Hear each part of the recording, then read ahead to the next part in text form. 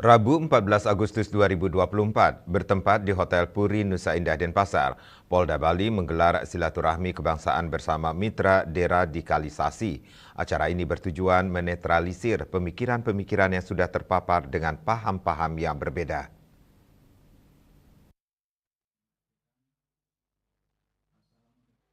Silaturahmi dihadiri oleh Dirintelkam Polda Bali yang diwakili Kasubdit Kamsus Dirintelkam beserta jajarannya, Densus Bali 88 Polri yang diwakili Kasatgas Wil Bali, Densus 88 Anti Teroris Polri dan jajarannya.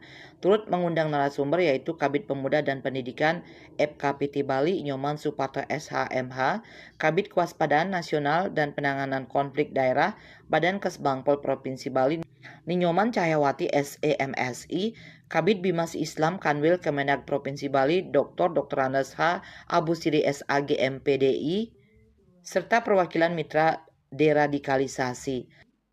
Acara dibuka oleh Polda Bali melalui Dirintelkam Polda Bali yang diwakili Kasubdit Kamsus Dirintelkam Polda Bali yang menyampaikan ucapan terima kasih karena telah meluangkan waktunya untuk acara silaturahmi ini.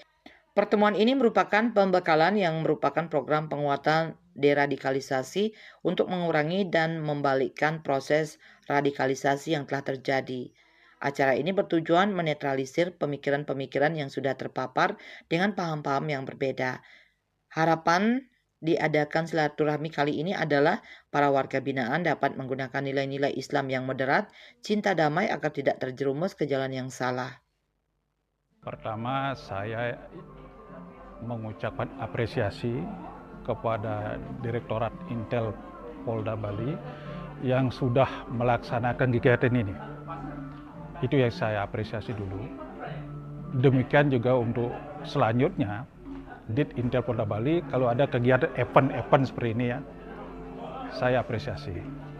Peran kami dalam kegiatan ini dari FKPT Bali tentunya menghimbau, ya, kita menghimbau agar kegiatan yang nanti akan dilaksanakan berjalan dengan aman, lancar.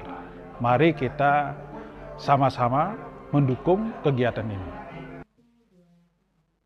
Tim Liputan melaporkan.